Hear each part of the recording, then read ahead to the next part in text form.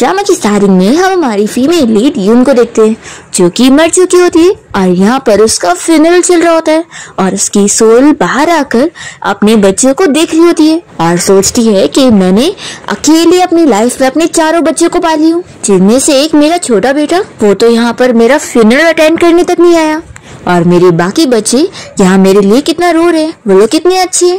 पर वो सोचती है कि उनका एक बेटा तो पहले ही गुजर चुका था, पर उसकी एक बेटी है जो कि उनकी प्यारी सी ग्रैंड डॉटर शाओ है। यून बहुत ही खुश होती है कि कम से कम उसका बड़ा बेटा और उसकी दूसरी बेटी वो लोग कितने अच्छे हैं और साथ ही में उनकी डॉटर इन लॉ भी। वो इनसे ही खुश होती है कि चलो फैमिली में कोई तो है जो मुझे याद कर रहा है। फिर तभी इतने में लॉयर सभी बच्चों को विल सुनाने लगता है कि उनकी मॉम मिस यून के 60% शेयर थे कंपनी में, जिसमें से उन्होंने 25% शेयर अपने बड़े बेटे जियांग के नाम करके गई है और 5% अपनी बेटी लिंग के नाम करके गई है और 5% अपने छोटे बेटे शेन के नाम पे करके गई है और बाकी के जो बचे 25% है वो उन्होंने अपनी ग्रैंड डॉटर शाओ के नाम पे करके गई है ताकि उसका फ्यूचर सिक्योर हो, क्योंकि उसके तो पेरेंट्स जिंदा नहीं है। पर जियांग की सुनते के साथ ही बहुत ही शौक मिला है, सब तो इस बच्ची को भी हमारे बराबर मिला है, तो आखिर हम कैसे गड़बड़ी करेंगे। तभी लॉयर विल पेपर की और भी चीजें पढ़ के बताने लगता है कि मिस यून की लास्ट विश है कि जो भी उनकी ग्रैंड डॉटर शाओ को पालेगा उसे 25% शेयर उसका मिल जाएगा। तभी सुनते के साथ ही लिंग जल्दी से शाओ के पास पहुंच जाती है और कहती है कि तुम मेरे साथ चलो, आंटी तुम्हें पालेंगी। पर यहाँ पर फिर उसकी सिस्टर इन लॉ भी जल्दी से शाओ के पास पहुंच जाती और कहती कि नहीं, तुम्हें हम पालेंगे और ये तो अब एक आउटसाइडर है और हम लोग फैमिली है तो हम लोग पालेंगे। और इसी बीच वो लोग लड़ने लगते हैं और वो लोग शाओ को खींचने लगते हैं। तभी इतने में शाओ नीचे गिर जाती है और उसका सर जैसी टेबल पे लगता है तो उसके सर में चोट आ जाती है और तुरंत ही उसका खून निकलने लगता है और वो मर जाती है। ये देखते के साथ ही यून तो शॉक रह जाती है कि उसकी ग्रैंड डॉटर को ये क्या हो गया। फिर तभी यहाँ उसका बेटा जियांग तो बड़ा खुश होने लगता है कि अच्छा है मर गई, अब तो ये 25% भी मेरे होंगे। यून ये सुनते के साथ ही शौक रह जाती है और उसे यकीन नहीं आता कि मेरा बड़ा बेटा ऐसी सोच रखेगा, मुझे पता नहीं था। और यहाँ ये लोग मेरे मरने के बाद मेरे पैसों के लिए फाइट कर रहे हैं और ऊपर से इन्हें अपनी मिस की जान की भी कोई फिक्र नहीं है। यून रोने लग जाती है कि उसके बच्चे ऐसे निकल जाएंगे, उसे पता नहीं था।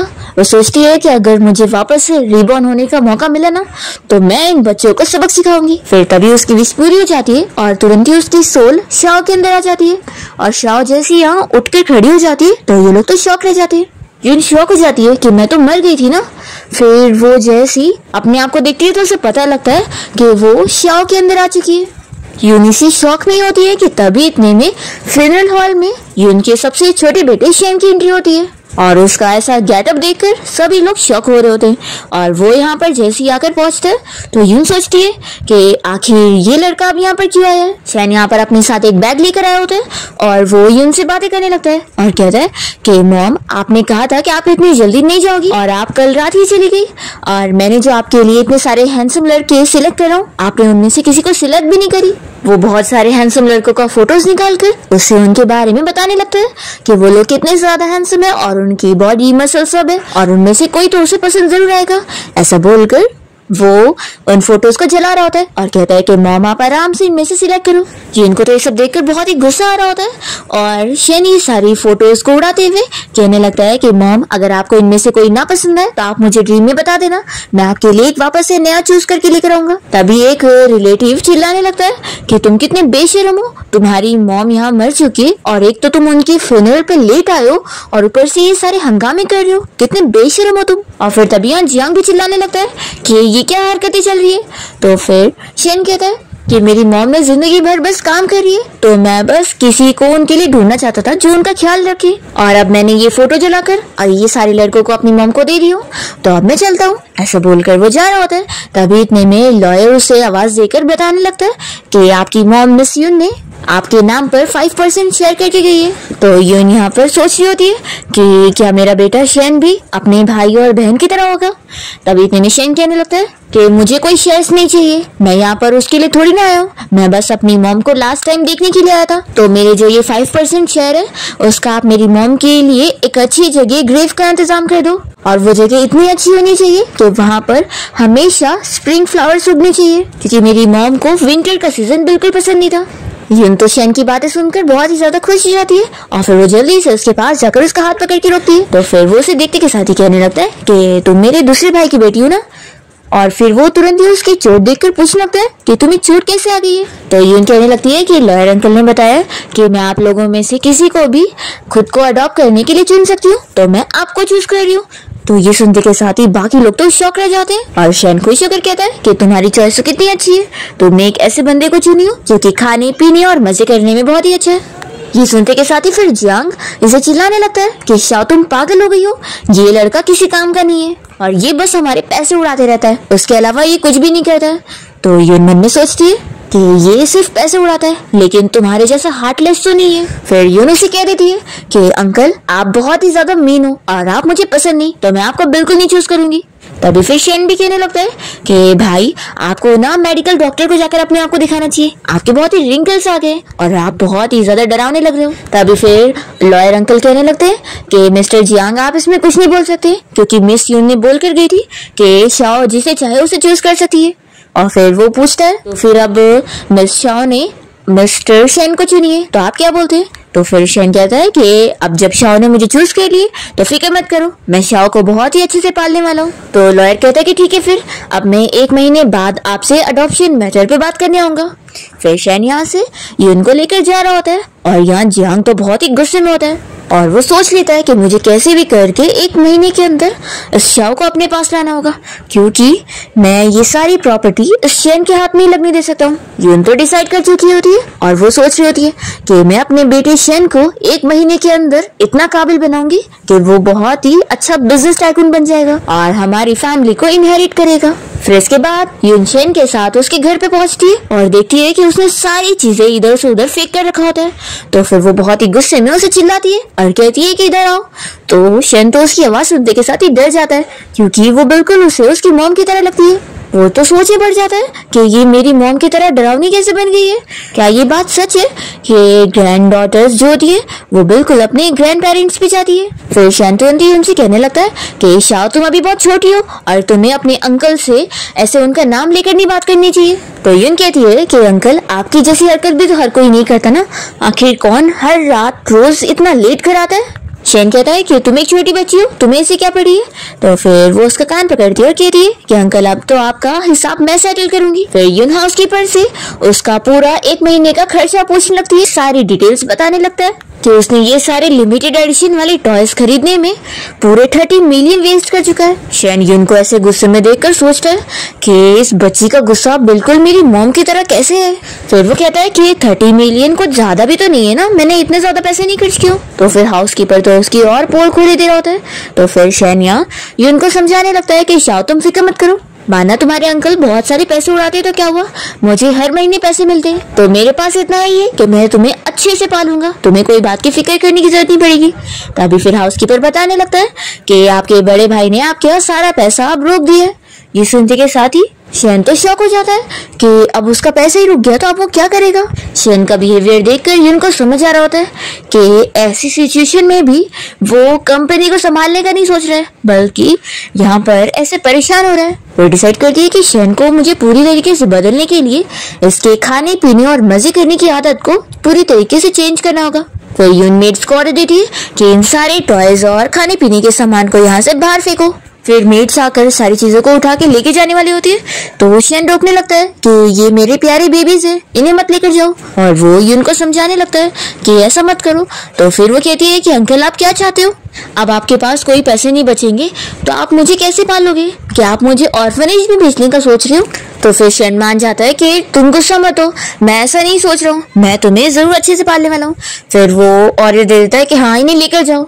फिर उसके सारे टॉयज वगैरह यहाँ से उठा के लेके जाने लगते हैं, तो बेचारे को बहुत अपसेट फील हो रहा होता है। और फिर हाउसकीपर उससे उसकी स्पोर्ट्स कार की चाबी भी ले लेता है, तो बेचारा बहुत ही अपसेट होकर चाबी को भी दे देता है और फिर बैठ कर यहाँ रो रहा होता है। तभी यून उसके ऊपर हाथ करने लगती है और वो मन में सोचती है कि चलो फर्स्ट स्टेप तो कंप्लीट हो गया है, अब नेक्स्ट स्टेप होगा इसके अंदर की सारी बेसिक एबिलिटीज को लाने का, ताकि फिर ये मेरी कंपनी को संभाल सके। फिर नेक्स्ट मॉर्निंग होती है यून यहाँ शेन के रूम में पहुंच जाती है और उसे उठाने लगती है कि अंकल सुबह के 8 बज गए, जल्दी से उठ जाओ, आपको अभी काम पर जाना है।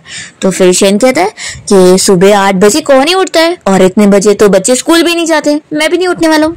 तो फिर यून उसका ब्लैंकेट हटाती है और कहने लगती है कि अंकल कल आपने मुझसे कहा था कि आप मुझे पालेंगे, तो आप कैसे पालोगे अगर आप काम ही नहीं करोगे? तो क्या आपने सिर्फ झूठ बोले थे मुझे कल खुश करने के लिए?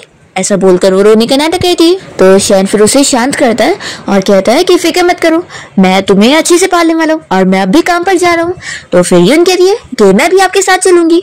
तो शैन इसके लिए एग्री करता है और फिर बेचारे को बेड पर से उठना ही पड़ता है और फिर वो यून के साथ अपनी कंपनी पहुंच जाता है। यहाँ पर यून उससे पूछने लगती है कि ये कंपनी तो ग्रैंडमा ने आपको देकर गई थी ना, यहाँ पर आखिर कोई एम्प्लॉयज क्यों नहीं नजर आ रहे हैं?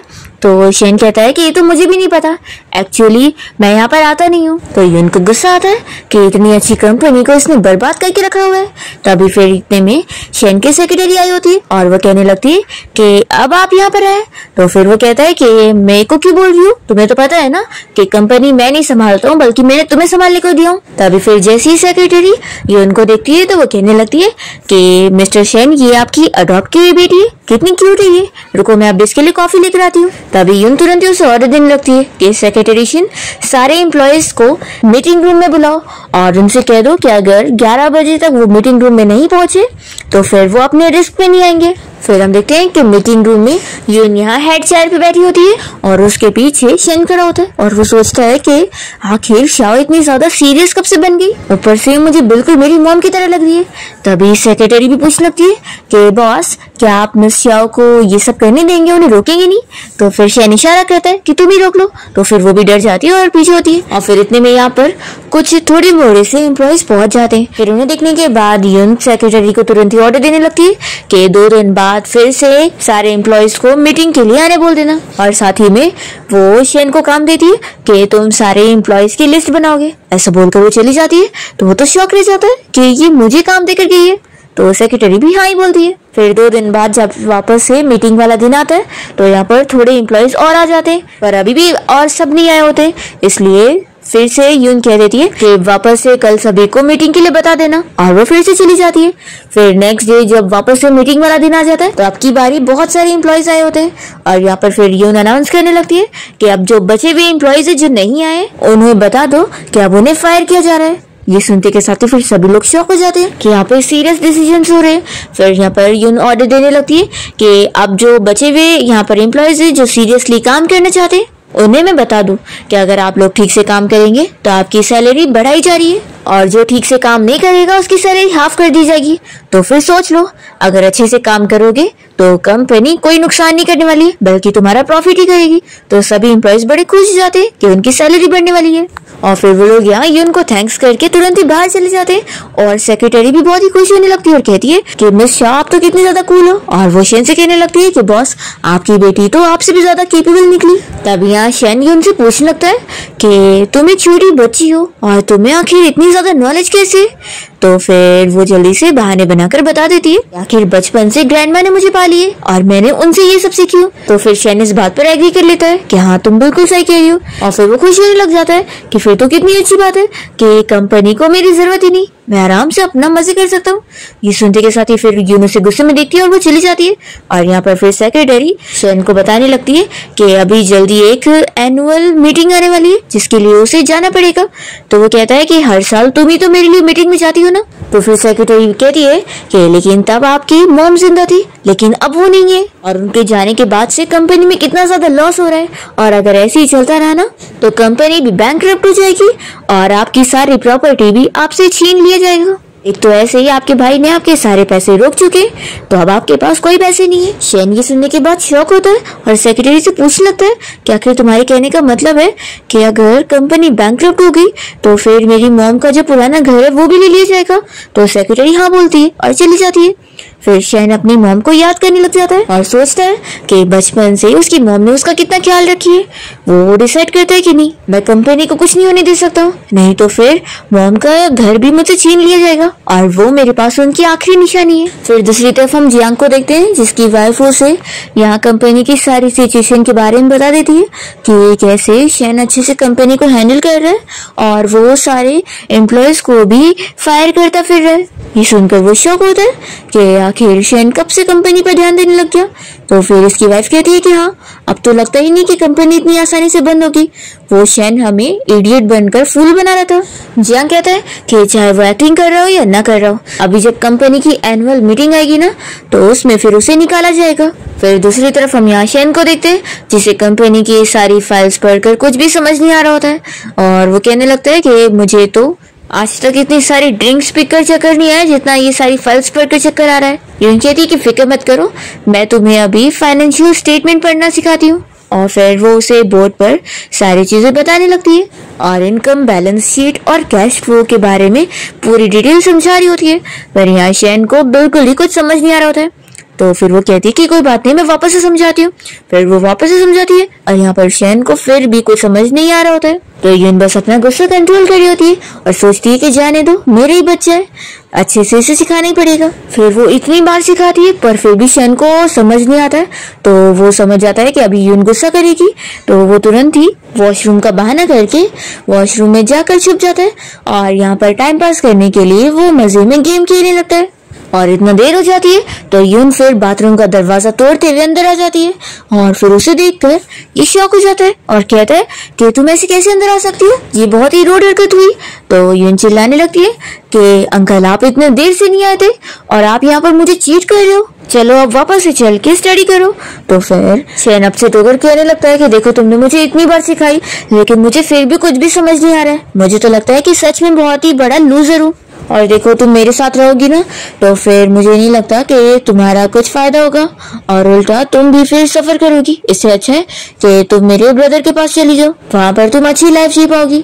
तभी यून उसके पास जाती है तो शेन तो डर जाता है कि वो उसे मारने वाली है, पर वो तो बस उसके सर पे हाथ करती है और शेन को फिर उससे देखते ही उसे अपनी मॉम की याद आ रही होती है। यून उसे समझाने लगती है कि ये तो बस शुरुआत है और अगर तुम कोई चीज ट्राई नहीं करोगे तो तुम्हें पता कैसे चलेगा कि तुम उसमें बेस्ट हो कि नहीं। ये सारे वर्ड्स शेन पूरा पहचान लेता है कि ये तो उसकी मॉम बोला करती थी, तो वो बस उसकी बातें सुन रहा होता है। यहाँ पर यून उसे समझाने लगती है कि मैं स्टडी रूम में तुम्हारा इंतजार करूंगी और देखो अंकल मैं आपको फोर्स नहीं कर रही हूँ, लेकिन मैं आपसे एक बात जरूर कहना चाहूंगी कि ग्रैंडमा हमेशा कहती थी कि कोई भी चीज पे गिव अप नहीं करना चाहिए और वो ये भी कहती थी कि वो भी आप पर गिव अप नहीं कर रही है। ऐसा बोलकर वो चली जाती है। फिर शेन ये सुनने के बाद सीरियस हो जाता है और वो कंपनी की सारी फाइल्स लेकर पढ़ने लग जाता है और फिर वो हर टाइम सारी चीजें सीख रहा होता है। ये देखकर खुश होती है कि अब जाकर वो लाइन पर आ चुका है। फिर नेक्स्ट मॉर्निंग जब उसकी नींद खुलती है तो सेक्रेटरी यहाँ उसे ब्रेकफास्ट करने को दे देती है और कहती है कि आप यहीं पर रहो, मैं मिस्टर शेन को उठा के आती हूँ। फिर यून जब यहाँ ब्रेकफास्ट कर रही होती है कि तभी इतने में सेक्रेटरी आके बताती है कि मिस्टर शेन गायब है, अब हम क्या करेंगे, आज तो एनुअल मीटिंग वाला दिन है और अगर वो नहीं चलेंगे तो फिर उन्हें निकाला जाएगा। और लगता है मिस्टर शेन पहले ही डर गए इसलिए वो कहीं भाग चुके। तो यून कहती है कि फिक्र मत करो, तुम अभी मेरे साथ कंपनी चलो मीटिंग के लिए। फिर हम देखते हैं कि कंपनी में यहाँ सारे लोग शेन का इंतजार कर रहे होते हैं और जियांग को तो बहुत गुस्सा आ रही होती है। इतने में फिर यून यहाँ पर आके मेन वाली चेयर पे बैठ जाती है। तो उसे देखकर जियांग कहता है कि तुम यहाँ पर क्या कर रही हो, तुम एक छोटी बच्ची हो तो इसलिए कंपनी में तुम्हारी जगह नहीं है।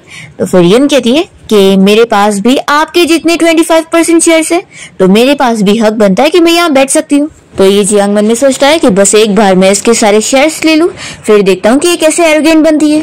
फिर वो पूछने लगता है कि शेन आखिर अभी तक क्यों नहीं आया, क्या वो डर गया और इसलिए यहाँ पर नहीं आया।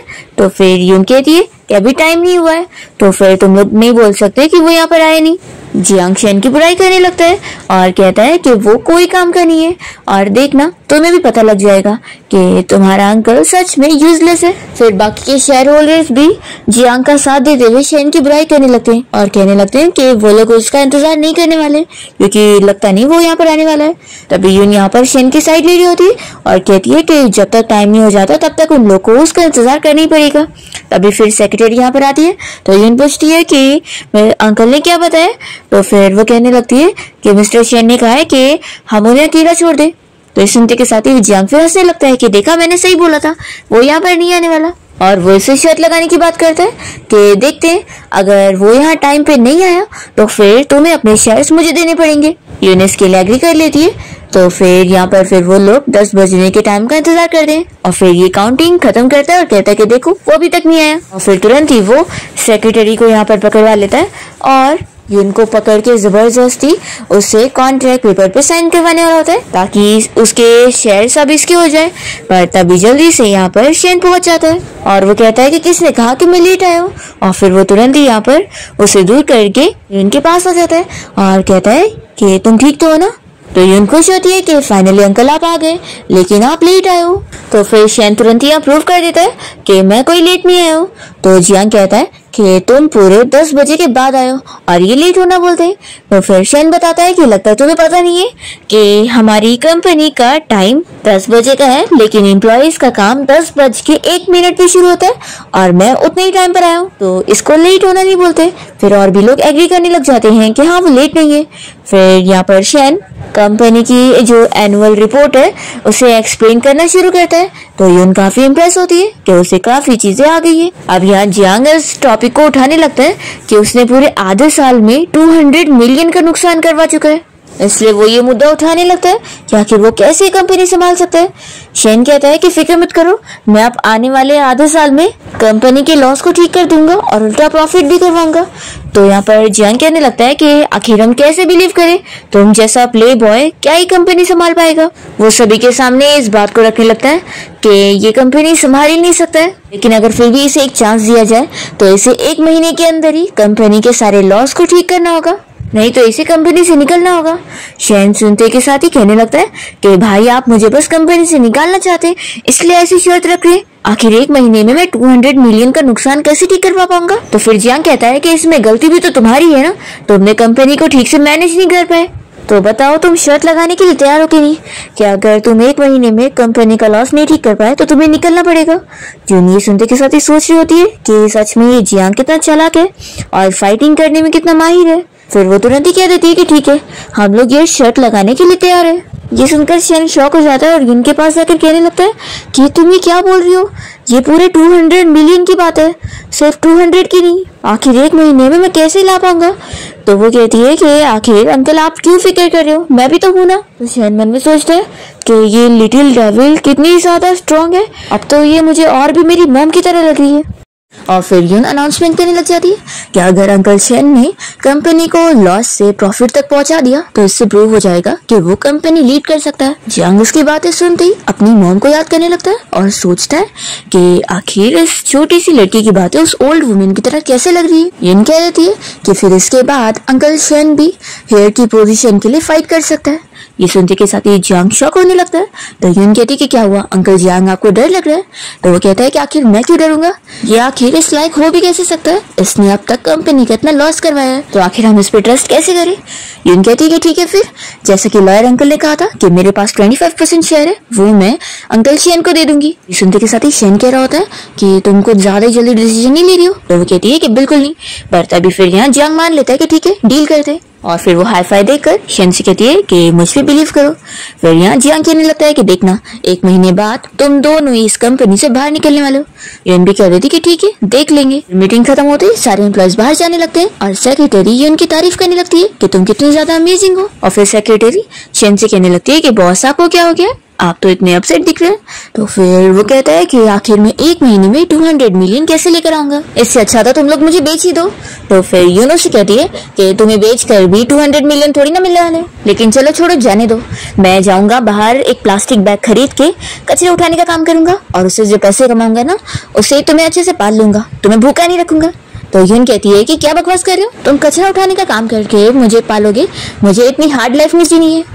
शेन कहता है कि तुम तो ऐसे बोल रही हो जैसे तुम्हारे पास कोई सॉल्यूशन है। तो फिर यून कहती है कि ऑफ कोर्स मेरे पास सॉल्यूशन है। अभी कुछ ही दिन बाद शहर के रिचेस्ट मैन की ग्रैंडमा की बर्थडे पार्टी है और वहां पर तुम्हें जाना होगा। तो फिर कहता है कि यानी तुम्हारे कहने का मतलब है कि मैं उस बर्थडे पार्टी में जाकर रिचेस्ट मैन के साथ बिजनेस डील करूं। वो बहुत ही अपसेट हो जाता है और कहता है कि आखिर ये चीज कैसे होगी, या हमारी कंपनी बैंकरप्ट होने वाली है, तो वो बिजनेसमैन हमारे साथ क्यों डील करेगा। तो यून कहती है कि उसकी तुम फिक्र मत करो, तुम मेरे साथ चलो। और फिर वो इन लोगों को अपने स्टडी रूम में ले आती है और देखती है कि यहाँ पर उसकी बेटी लिन और उसकी डॉटर इन लोग उसके घर की कीमती चीजें लेके जाने के लिए भर रहे होते हैं। तो फिर यून चिल्लाने लगती है कि तुम लोग यहाँ क्या कर रहे हो, ये ग्रैंडमा का घर है। और फिर वो एक फोटो को साफ करने लग जाती है जो इन लोगों ने फेंक दिए थे। वो शाओ के डैड यानी कि इसके बेटे ली की फोटो होती है, जिसे देखकर वो सोचती है कि ये मेरे बेटे और मेरी इकलौती फोटो है। वो इन लोगों को चिल्लाती है कि तुम लोग कितने बेकार हो, ग्रैंडमा को गए हुए कुछ दिन नहीं हुए और यहाँ पर तुम लोग उनकी चीजें लेने आ गए। तो फिर डॉटर इन लॉ चिल्लाने लगती है कि हम चाहे जो करें, ये हमारा घर है और तुम्हारे तो मॉम डैड नहीं है, तुम होती कौन हो बोलने वाली। लिन भी उससे कहती है कि ये आखिर मेरा घर है, मैं जो चाहे वो करूँ।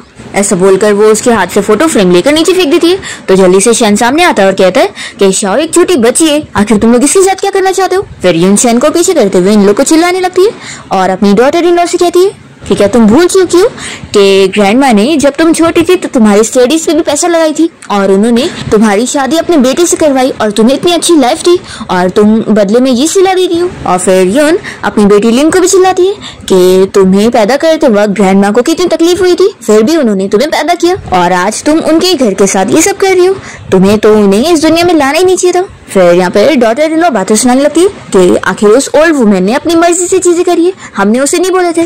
लिन भी कहने लगती है कि उस ओल्ड वुमेन ने मुझे बिना परमिशन के पैदा करी थी, मैंने कोई उसे बोली नहीं थी। फिर शेन इन दोनों को चिल्लाने लगता है कि तुम दोनों के अंदर बिल्कुल भी इंसानियत नहीं है। अभी यून कहती है कि इन दोनों से बातें करके कोई मतलब नहीं है, ये डॉग्स हैं, डॉग्स ही रहेंगे। और फिर वो तुरंत ही गार्ड्स को ऑर्डर देती है कि इन दोनों को पकड़ के नील डाउन करवाओ। तो फिर गार्ड्स वैसे ही करते हैं और फिर यून कहती है कि अच्छा हुआ मैंने कुछ बॉक्सिंग सीखी हुई थी और फिर वो दोनों को थप्पड़ पे थप्पड़ लगा दिए। तो फिर वो लोग कहते हैं कि तुम एक छोटी बच्ची होकर हमें मार रही हो, हम लोग तुम्हारे बड़े हैं, तुम कितनी बदतमीज हो चुकी हो। तो फिर यून कहती है कि ये मैंने आप ही लोग से तो सीखी हूँ। और फिर इन दोनों को बहुत सारे थप्पड़ लगाकर वो इनके गाल लाल करके गार्ड्स को कह देती है कि अभी नहीं जाकर बाहर फेंक दो। फिर यहाँ शेन तो डर रहा होता है और यून सेक्रेटरी और शेन दोनों से पूछती है कि मैंने इन दोनों अनग्रेटफुल लोगों को सबक सिखाई हूँ, तो क्या मैंने कुछ गलत करी। तो वो लोग कहते हैं कि नहीं। यून कहती है कि ठीक है तुम लोग मेरे साथ हो तो अब मेरे साथ चलो। तो फिर शेन पूछ लगता है कि ये बॉडीगार्ड्स कहाँ से है। तो वो कहती है कि मैंने स्पेशली हायर करी हूँ। फिर शेन भी सोच लेता है कि इस बच्ची से तो मैं भी पंगा नहीं ले सकता और वो उसके पीछे जाता है। फिर यून उसे अपने स्टडी रूम में लाने के बाद अपने लॉकर में पासवर्ड लगाकर खोल के एक बॉक्स निकालती है और इसे दिखाने लगती है कि देखो ये वो रिचेस्ट फैमिली शी फैमिली का कीमती एंटीक है और ये लोग उसे ढूंढ रहे हैं। तो फिर शेन पूछता है कि ये आखिर मेरी मॉम के पास कैसे आया। तो फिर यून बताने लगती है कि 20 साल पहले शी फैमिली की कंडीशन बहुत ही खराब हो गई थी और वो लोग गरीब हो गए थे, तो उन लोगों ने अपना ये कीमती एंटीक को बेच दिए थे। लेकिन अब जब वापस से उन लोगों का कमबैक हो चुका है और वो लोग काफी अमीर हो चुके हैं, तो उन लोगों ने ऑफर रखे हैं कि जो भी उनके इस कीमती एंटीक को ढूंढ के लेकर आएगा उसके साथ वो लोग 10 बिलियन का बिजनेस डील करेंगे। और इसलिए ग्रैंडमा ने इसे ढूंढ लिए थे रिचेस्ट फैमिली के साथ बिजनेस डील करने के लिए, पर इससे पहले उनकी मौत हो गई, तो इसलिए अब उनकी जगह तुम्हें जाना चाहिए बिजनेस डील करने को। और फिर इसके बाद यून अपने बेटे शेन को टी सर्व करने की ट्रेनिंग दे रही होती है, जिसमें वो उसे ठीक से चलना सिखा रही होती है। यहाँ पर शेन को तो कुछ आ नहीं रहा होता है और वो बहुत मेहनत करने के बाद फाइनली सीख जाता है। फिर वो उसे कहती है कि चलो फर्स्ट स्टेप पूरा हुआ, अब दूसरा है कि तुम्हें अच्छे से तैयार होकर चलना है पार्टी के लिए। फिर वो उसके लिए बहुत सारे अलग अलग ड्रेस पहनवा कर उसे चूज कर रही होती है कि कौन सा उसके ऊपर सही लगेगा। फिर शेन तो थक जाता है और कहता है कि आखिर एक छोटी सी पार्टी के लिए तुम मुझसे इतनी मेहनत क्यों करवा रही हो। तो फिर यून उसे चिल्लाने लगती है कि ये कोई छोटी सी पार्टी नहीं है, बल्कि ये इतनी इंपॉर्टेंट पार्टी है। अगर तुमने अच्छे से नहीं बिहेव करे और रिचेस्ट फैमिली के लोगों को तुम्हारा बिहेवियर ठीक नहीं लगा ना, तो फिर वो तुम्हारे साथ डील नहीं करेंगे, इसलिए सब तो करना ही पड़ेगा। और फिर यून यहाँ जितनी स्ट्रिक्टनेस के साथ शेन को सिखा रही होती है, शेन को पूरा फील हो रहा होता है कि ये मेरी मॉम की तरह बिल्कुल गुस्से वाली हो चुकी है। शेन मान जाता है। फिर यून कहने लगती है कि ठीक है आप जाओ पहले कंपनी में काम करो। तो वो कहता है कि आज तो हम पार्टी में चलने वाले हैं ना। तो फिर यून उसे समझाती है कि पार्टी में जाने से पहले काम भी करना जरूरी है, तो पहले काम करने जाओ।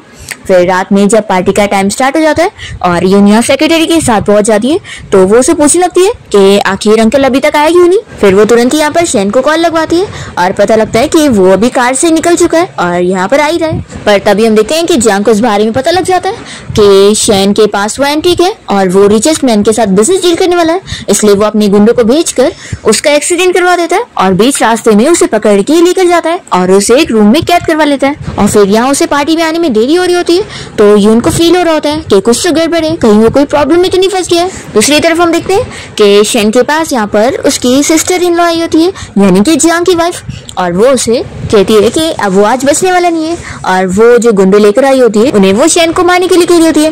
फिर शेन को ये लोग बहुत मार रहे होते हैं, तभी इतने में यहाँ पर यून पहुंच जाती है अपनी बेटी शेन को बचाने के लिए और वो इन सारे गुंडों से फाइट करके शेन को बचाकर फिर यहाँ से लेके जाती है। दूसरी ओर हम देखते हैं कि जियांग इस बात का फायदा उठाते हुए वहाँ रिचेस्ट मैन के साथ बिजनेस डील करने में लगा होता है।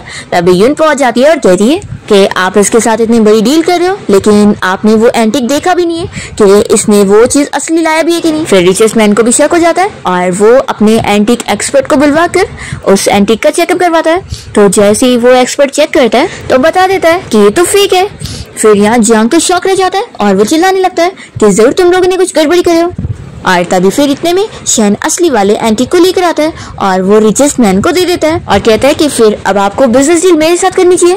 तो फिर रिचेस्ट मैन तुरंत ही मान जाता है कि हाँ ऑफ कोर्स तुम्हारे साथ ही होगी। फ्लैशबैक में हमें दिखाते हैं कि यून को इस बारे में पहले से ही शक था कि ये एंटिक चेंज हो सकता है, इसलिए उसने जब अपने स्टडी रूम से उस एंटिक को निकाली थी तभी चेंज कर दी थी। फिर पार्टी के बाद शेन को तो यहाँ यकीन नहीं आ रहा होता है कि इतना बड़ा कॉन्ट्रैक्ट सच में साइन हो गया है। मॉम होती तो वो कितनी ज्यादा खुश होती। जरूर अब मुझे इस कॉन्ट्रैक्ट को उनके ग्रेव पे लेके जाना चाहिए और दिखाना चाहिए कि उनके बेटे ने कितना कमाल कर दिया। यून ये देखकर खुश तो होती है कि चलो मेरा बेटा बड़ा तो हो गया, पर वो तुरंत ही उसे कॉन्ट्रैक्ट लेकर समझाने लगती है कि इसे तुम इतना लाइटली नहीं ले सकते हो। अभी इस बिजनेस डील को करने के लिए तुम्हें मेहनत भी करनी पड़ेगी, नहीं तो फिर कचरा उठाने के काम करना पड़ेगा। फिर शेन को समझ आ जाता है कि हाँ तुम सही कह रही हो, अभी मैं इसके ऊपर अच्छे से मेहनत करने वाला हूँ और इस बिजनेस डील को सक्सेसफुल बनाऊंगा। तो फिर यून कहती है कि ये हुई ना बात, तो अब इसी बात पे फैक्ट्री को हैंडल करने का और ऑर्डर देने का काम मैं तुम्हें संभालने के लिए दे रही हूँ। शेन तो ये सुनने के बाद शॉक हो जाता है और कहता है कि आखिर ये मैं कैसे करूंगा, नहीं ये मेरे बस की बात नहीं है।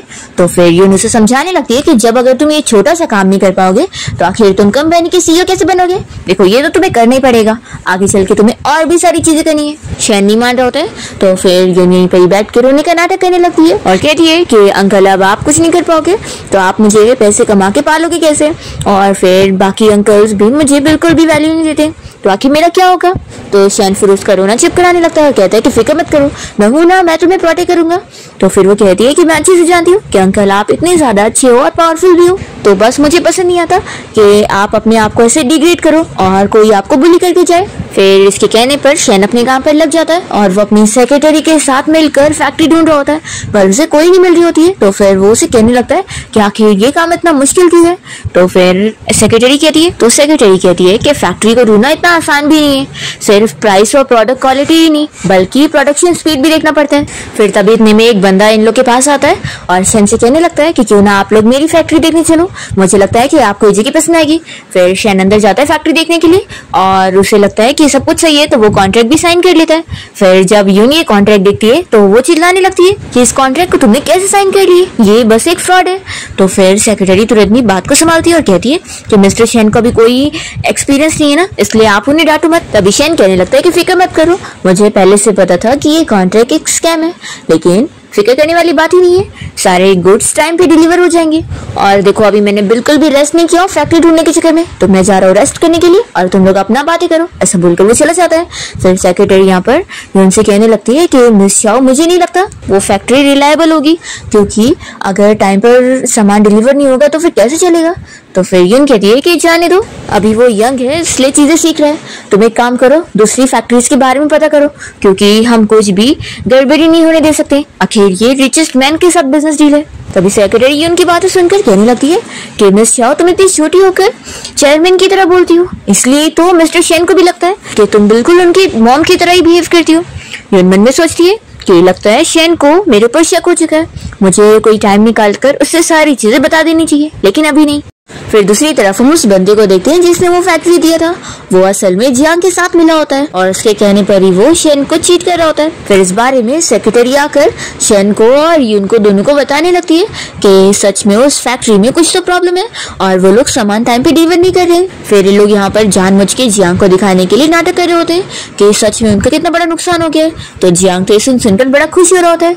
और फिर यहाँ पर वो जब रिचेस्ट मैन इन लोग के साथ डील की बात करने के लिए आता है तो इन लोगों ने अपना कॉन्ट्रैक्ट पूरा करे कि नहीं, तभी जल्दी से जियांग शेन के बारे में बुराई करने लगता है और बताता है कि इन लोगों ने ठीक से काम करे ही नहीं और इनकी जो फैक्ट्री थी वही फ्रॉड निकली और इन लोगों ने नुकसान करवा दिए। पर तभी इतने में यून यहाँ पर कॉन्ट्रैक्ट लेकर पहुंचती है और वो रिचेस्ट मैन को दिखाने लगती है कि उन लोगों ने अपना काम पूरा करे और सारे गुड्स डिलीवर हो चुके। तो फिर ये कॉन्ट्रैक्ट देखकर फिर वो खुश हो जाता है और इस जियांग को चिल्लाता है कि तुम यहाँ झूठ बोल रहे थे, और वो शेन की तारीफ करता है कि मैंने तुम पर भरोसा करके बिल्कुल सही करो। फिर जैसे रिचेस्ट मैन यहाँ से चला जाता है तो शेन और यून दोनों मिलकर खुश हो रहे होते हैं और एक दूसरे को हाई फाई दे रहे होते हैं कि उन लोगों ने अपना काम भी कर दिए और जियांग को फूल भी बना दिए।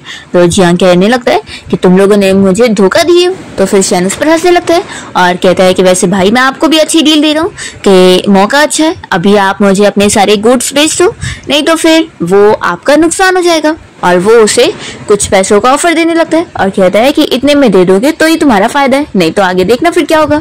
फिर यहाँ जियांग भी डर जाता है कि उसका सच में नुकसान हो जाएगा, तो वो इन लोग को सस्ते में देने के लिए तैयार हो जाता है और यहाँ से गुस्से में चला जाता है। तो फिर शैन और यून और भी ज्यादा खुश हो जाते हैं। फिर जब ये दोनों आपस में बात कर रहे होते हैं तभी यून डिसाइड करती है कि अब मुझे शैन को अपने बारे में सब बता देना चाहिए। फिर वो जैसे कुछ कहने वाली होती है इतने में यहाँ पर सेक्रेटरी आ जाती है और बताने लगती है कि कंपनी में सच में प्रॉब्लम चल रही है और ये सब उसका भाई जियांग कर रहा है। उसने सच में पब्लिक फंड्स के साथ कुछ इलीगल काम करा है। तो फिर ये सुनते के साथ ही शैन को गुस्सा आती है और वो सोच लेता है कि मुझे इस बारे में कंपनी में रिपोर्ट करना होगा और कंपनी को बचाना होगा। यून जब ये देखती है कि शैन अपने पूरे फोकस में लग चुका है कंपनी को बचाने के लिए, तो वो सोचती है कि अभी मुझे इस बारे में उसे बाद में बताना चाहिए। दूसरी ओर हम देखते हैं कि जियांग और उसकी वाइफ मिलकर कुछ तो यहाँ प्लानिंग कर रहे होते हैं और फिर नेक्स्ट डे मीटिंग वाला दिन आ जाता है और शैन जाने के लिए बहुत नर्वस हो रहा होता है। तो यून उसे कहती है कि अगर आपको जाना पड़ेगा चलो जल्दी जाओ। तो फिर शैन सेक्रेटरी के साथ अपना मीटिंग के लिए चला जाता है और जियांग और उसकी वाइफ ने जो प्लान बनाए होते हैं उसके हिसाब से उसकी वाइफ यहाँ पर यून से मिलने पहुंच जाती है और उसे खाने का लालच देते हुए कहती है कि तुम मेरे साथ घर चलो, मैं वहां पर तुम्हें अच्छे अच्छे खाने खिलाती हूँ। तो यून मान जाती है और उसके साथ चली जाती है। दूसरी ओर शैन जब यहाँ मीटिंग रूम में होता है तो यहाँ पर सेक्रेटरी फिर उसे बताने लगती है कि मिस्टर शैन एक बैड न्यूज है, शाओ को आपकी सिस्टर इन लॉ ने अपने साथ लेकर चली गई है। फिर ये सुनने के बाद जब शैन सेक्रेटरी के साथ घर पे आता है तो वो अपसेट होता है, ये शाओ से छोड़कर चली गई, अब वो उसके साथ लगता है नहीं रहना चाहती है। यही सोचकर वो अपसेट हो रहा होता है कि जाने दो, उसकी मर्जी है, वो जिसे चाहे उसे चूज कर सकती है। तभी इतने में यून घर पर आ जाती है और कहती है कि अंकल आपको ऐसे कैसे लगा कि मैं आपको छोड़कर जाऊंगी। वो इसे सब बताने लगती है कि यहाँ पर उसके सिस्टर इन लॉ उसे लेने तो जरूर आई थी पर उसे यहाँ से किडनैप करके लेके जाने के लिए, पर इसे सब पहले से पता था। और जब वो इसे बेहोश करने वाली थी तभी उसने उसका रुमाल उसे स्मेल करवा दी थी और वो ही बेहोश वहाँ पे गिर गई थी। और फिर यून ने तो उसका वो जो बैग चुरा के जो लेके जा रही थी वो भी अपने साथ लेकर आई गई थी क्योंकि वो सारे उसके घर के सामान थे जो कि वो चोरी करके लेके जा रही थी।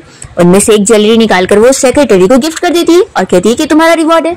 तो फिर सेक्रेटरी तो बहुत ही खुश हो जाती है और फिर वो यहाँ शैन को भी बहुत सारी चीजें दे रही होती है। तभी इतने में सेक्रेटरी बताने लगती है कि उसका अडॉप्शन का कॉन्ट्रैक्ट तैयार हो चुका है। तो फिर शैन इस बात पर यून से कहने लगता है कि अब तुम्हें मुझे डैड कहना चाहिए। ये सुनते के साथ ही यून तो गुस्सा हो जाती है कि तुमने आखिर क्या कहा, वो उसका कान नोचने लगती है। तो शैन को याद आ रहा होता है कि ऐसा तो सेम उसकी मॉम करा करती थी। वो याद करता है कि जब वो क्लब में मजे करा करता था अभी उसकी मॉम वहाँ उसे चिल्लाने पहुंच जाती थी। अब शैन यहाँ यून से भी डर कर उसे कहने लगता है कि फिक्र मत करो, तुम मुझे अंकल ही बोल सकती हो, मैं तुम्हें कुछ नहीं कहूंगा। फिर दूसरी तरफ हम देखते हैं कि शैन कंपनी के काम में लग जाता है और वो अपने भाई जियांग को भी कंपनी से निकलवा रहा होता है क्योंकि वो यहाँ पर जो भी सारे फ्रॉड कर रहा है वो उसके सामने पोल खोल देता है। जियांग को गुस्सा आ जाती है और वो जाकर फिर लिन के साथ मिलकर प्लानिंग करता है और कहता है कि हम दोनों साथ मिल जाते हैं और उस शैन और उस शाओ से दोनों से उन लोग के शेयर्स छीन लेते हैं। फिर प्लानिंग करके लिन यहाँ यून के पास पहुंच जाती है और उसे बहला फुसला के अपने साथ लेकर जाती है और वो लोग फिर उसे किडनैप कर लेते हैं और उसे कह देते हैं कि अब इस शेयर डॉक्यूमेंट पे वो साइन करे।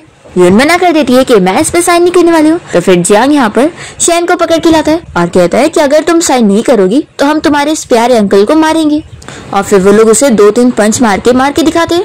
तो फिर यून कहने लगती है कि मारो मत, मैं साइन करने के लिए तैयार हूँ। शैन मना कर रहा होता है कि साइन मत करो, तभी यून उसे इशारा करती है और फिर शैन जानबूझ के यहाँ बेहोश होने का नाटक करने लग जाता है। और फिर यून यहाँ प्लानिंग से जानबूझ के इन लोग के बीच में लड़ाई करवाने के लिए बोलने लगती है कि वो अपने सारे शेयर्स लिन को देना चाहती है। तो फिर जियांग और उसकी वाइफ को चिढ़ लग रही होती है कैसे कैसे वो लिन को दे देगी। लोग आपस में लड़ने लगते हैं। तभी शैन उठकर जल्दी से उनकी रस्सी खोल देता है और उसे बचा रहा होता है। दोनों जैसे यहाँ से भागने वाले होते हैं तो फिर लोग कहते हैं कि तुम लोग को क्या लग रहा है कि हम लोग को पता नहीं है कि तुम लोग जानबूझ के हमें लड़वाना चाहते थे। और फिर लोग यहाँ पर गुंडों को ऑर्डर देते हैं कि इन्हें मारो। तो फिर गुंडे जैसे यहाँ पर डंडे से यून को मारने वाले होते हैं तभी शैन सामने आ जाता है और उसे चोट लग जाती है। तो यून ये देखकर रोने लग जाती है और कहती है कि आखिर तुम मेरे सामने क्यों आ गए। तो फिर शैन कहने लगता है कि आखिर मेरा फर्ज है तुम्हें प्रोटेक्ट करना। तो वो कहती है कि तुम मेरी बच्ची हो तो मॉम बच्ची को प्रोटेक्ट करेगी, वो सही है। शैन ये सुनकर शॉक होता है कि ये क्या तुम बोल रही हो। तो फिर यून अब उसे बता देती है कि मैं ही तुम्हारी मॉम हूँ। शेन को ये सुनने के बाद शौक लगता है और वो सारी चीजें याद कर रहा होता है कि जब से यून शॉक के अंदर आ गई थी तब से वो काफी अलग बिहेव कर रही थी और उसे शुरू से ही लग रहा था कि वो पूरी उसकी मॉम की तरह बन चुकी है। शेन तो ये जानने के बाद बहुत ही खुश हो जाता है, पर तभी लिन चिल्लाने लगती है कि तुम क्या बकवास कर रही हो। तो यून बताती है कि हाँ, मैं ही असल में तुम लोग की मॉम हूँ। पर यहाँ इनमें से किसी को भी यकीन नहीं आ रहा होता है और वो लोग कहते हैं कि इसकी बकवास सुनना बंद करो और इन लोगों को मारो। पर तभी फिर टाइम वेस्ट सेक्रेटरी यहाँ पर सारे बॉडीगार्ड्स को लेकर पहुंच जाती है और हमें फ्लैशबैक में दिखाते हैं कि यून को पहले से ही शक था, इसलिए उसने सेक्रेटरी को समझा के रखी थी कि अगर वो कोई प्रॉब्लम में फंस जाती है तो उसे जल्दी से उन लोगों को लेकर पहुंचना होगा। सेक्रेटरी यहाँ पर सॉरी कहने लगती है कि मैं लेट हो गई। तभी यहाँ पर इन सारे गार्ड्स को ऑर्डर देती है कि इन सभी को पकड़ लो और फिर जब गार्ड्स इन लोग को पकड़ करके नील डाउन करने लगते हैं तो यून इन लोग को चिल्ला रही होती है। तब जाकर फिर उन्हें पता लगता है कि ये सच में उनकी मॉम है। फिर वो लोग अब बचने के लिए माफी मांगने लगते हैं तो यून कहती है कि अब इसका कोई फायदा नहीं है, तुम लोगों ने जो करे हो ना उसके लिए अब मैं तुम्हें माफ नहीं करने वाली हूँ और वो इन्हें जेल में भेजने को बोल देती है। फिर फाइनली 1 महीना बीत जाता है और अब शेन कंपनी संभाल रहा होता है और यून अपनी लाइफ एंजॉय कर रही होती है। तभी वो कहने लगता है कि मॉम क्यों ना आप भी कंपनी चल के संभालो। तो वो कहती है कि बिल्कुल नहीं, तुमने क्या कहा था कि तुम मेरे अंकल हो और मैं तुम्हारी नहीं सुना, तो अब तुम कंपनी संभालोगे, मैं नहीं। और अब तो मेरा टाइम आ गया, मैं मजे में खाऊंगी पीऊंगी और अपने मजे करूंगी और तुम जाकर काम करोगे। और वो उसे ऑर्डर दे देती है कि अब तुम कंपनी के सीईओ बन चुके हो, तो अब कंपनी को संभालना तुम्हारा काम है। शैन बेचारा अपसेट होकर काम पे चला जाता है और यून एंजॉय कर रही होती है। इसी के साथ ही इस ड्रामा की हैप्पी एंडिंग यहाँ पर हो जाती है।